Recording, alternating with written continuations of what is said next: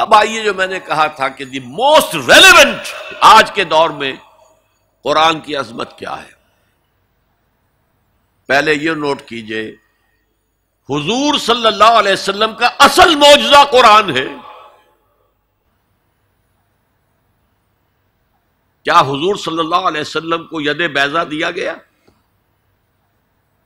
کیا لاٹھی دی گئی جو سانپ بن جاتی تھی؟ کیا حضرت عیسیٰ کی طرح احیاء موتیٰ کا معجزہ دیا گیا؟ کیا حضرت عیسیٰ کی طرح خلق حیات کا معجزہ دیا گیا کہ گارے سے پرندہ بنایا، پھونک ماری اڑتا ہوا پرندہ ہو گیا؟ یہ سارے معجزے حسی معجزے ہیں، حسی، جنہیں آنکھوں سے دیکھا جا سکتا ہے۔ جیسے حضرت صالح کی قوم کو ان کے مطالبے پر معجزہ دکھا دیا گیا، چٹان میں سے گابھن اونٹنی برآمد ہو گئی، ناقۃ اللہ، اللہ کی اونٹنی، آنکھوں نے دیکھا، آنکھوں کے سامنے ہوا۔ اس نوع کا صرف ایک معجزہ آتا ہے روایات میں حضور کا، اور وہ شق قمر ہے۔ لیکن معجزہ اصل کسی رسول کا وہ ہوتا ہے کہ جس پر وہ چیلنج کرے کہ آؤ مقابلہ کر لو، جیسے حضرت موسیٰ علیہ السلام نے جادوگروں سے مقابلہ کیا۔ حضور کو اس نوعیت کا معجزہ نہیں دیا، مانوی معجزہ دیا گیا۔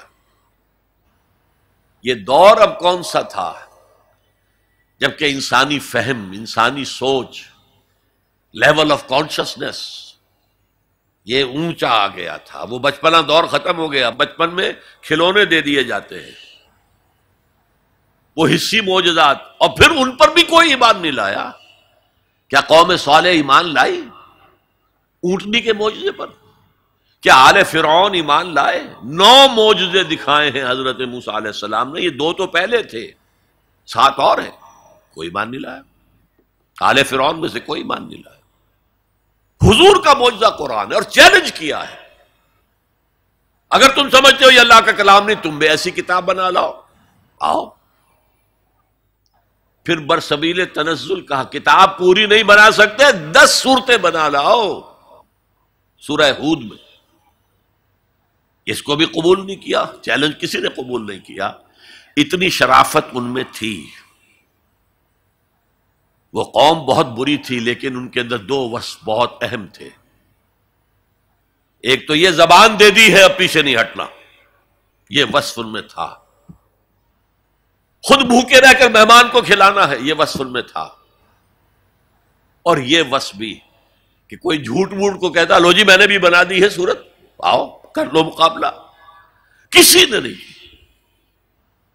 اور برسبیل تنزل یہاں تک گئے، اچھا ایک سورت بنا لاؤ، اور ایک سورت تو سورت العصر کے مانند بھی ہو سکتی ہے، 3 آیتوں کی، سورہ کوثر کے مانند ہو سکتی ہے، 3 آیتوں پر مشتمل، سورت النصر ہو سکتی ہے، 3 آیتوں پر مشتمل۔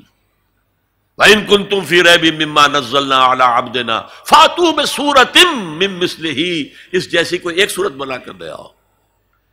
فَإِن لَّمْ تَفْعَلُوا وَلَن تَفْعَلُوا، ذرا غور کیجئے، جو چیلنج ہے، اور اگر تم ایسا نہیں کر سکو اور ہرگز نہیں کر سکو گے، فَاتَّقُوا النَّارَ الَّتِي وَقُودُهَا النَّاسُ وَالْحِجَارَةُ، تو ڈرو اس آگ سے جس کا ایندھن بنیں گے انسان اور پتھر۔ یہ معجزہ کس اعتبار سے ہے قرآن؟ اولاً یہ معجزہ فصاحت اور بلاغت کے اعتبار سے تھا، اس میں عذوبت ہے، مٹھاس۔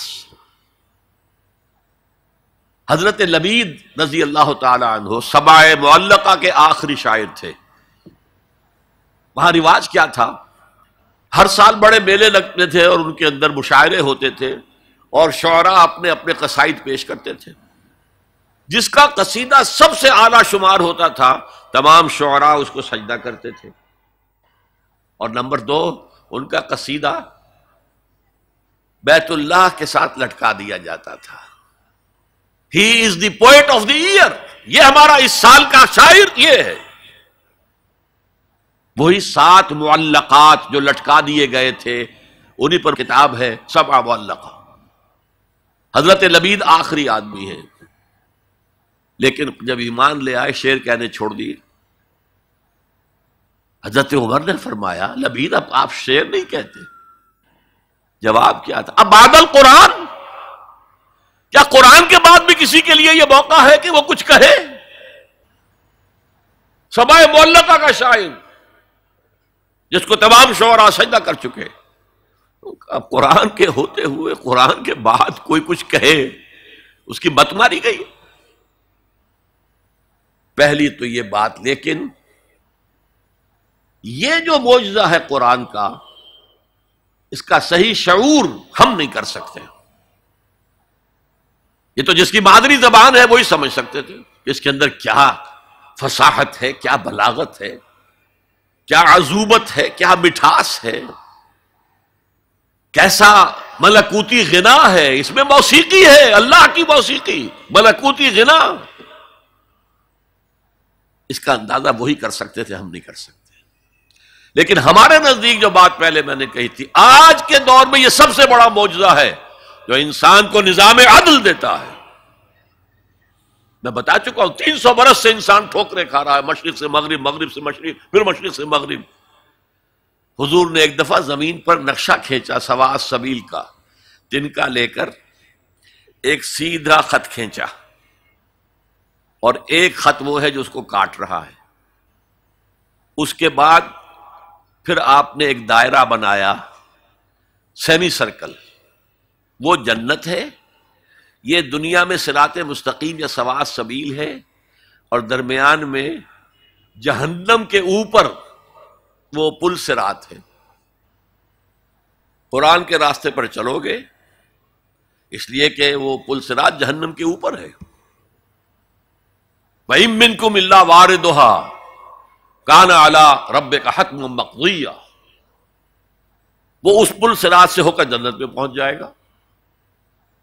اور انسانی عقل کے نتیجے میں سوچو گے تو وہ لیفٹ سے شروع ہو کر اس خط کو کاٹتا ہوا وہ رائٹ کی انتہا کو پہنچ جائے گا. معلوم ہوا ہم تو آسمان سے گرے اور کھجور میں اٹک گئے. پھر واپس آئے گا، چونکہ اللہ کی کتاب کو رہنما نہیں بنایا. پھر اس خط مستقیم کو کاٹتا ہوا اب وہ پھر لیفٹ کو پہنچ جائے گا. اس طرح آپ نے لکیریں کھینچی، یہ ٹیڑھے راستے ادھر سے ادھر، ادھر سے ادھر، ادھر سے ادھر ہو کر یہ جہنم میں جاتے ہیں سارے کے سارے. دنیا میں نظام عدل اجتماعی اور آخرت میں جنت تک رسائی، یہ صرف اس سواء السبیل، اس صراط مستقیم سے ہے جو قرآن جس کی نشاندہی کر رہا ہے.